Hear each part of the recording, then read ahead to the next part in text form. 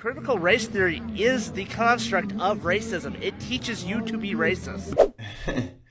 I mean, the irony of a guy who has on a Trump shirt, the guy who came down the escalator and said that Mexicans are rapists and killers, and I'm sure some of them are good, to say that critical race theory teaches you to be racist because he's so concerned about that. They're bringing drugs, they're bringing crime, they're rapists, and some, I assume, are good people.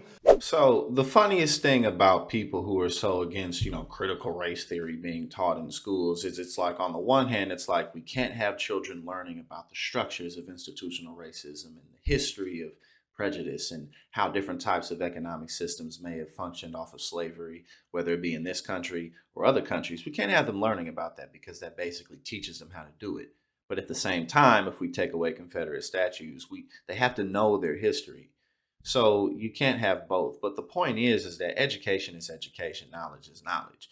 You can put those statues in the museum. That's not even what we're here to talk about. But the point is that learning to understand the way that socioeconomic systems function doesn't teach you how to be oppressive. It teaches you how things function. It teaches you about history. It teaches you about human nature. And it teaches you how to do something about the system that you live under. Knowledge is power. That saying exists for a reason. The other day, the liberals just pulled down another Confederate statue.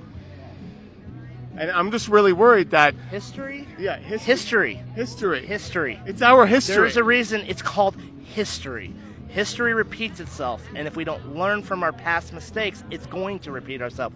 Look at Hitler. People have bought too much into the offend culture. It offends me, so it needs to go away. I mean, really what we're looking at is the Republican base, more and more, at least huge portions of it, just continuing to blindly trust the party as long as they keep them obsessed in the culture war. I mean, 54 math books being pulled out of the Florida school circuit because of critical race theory.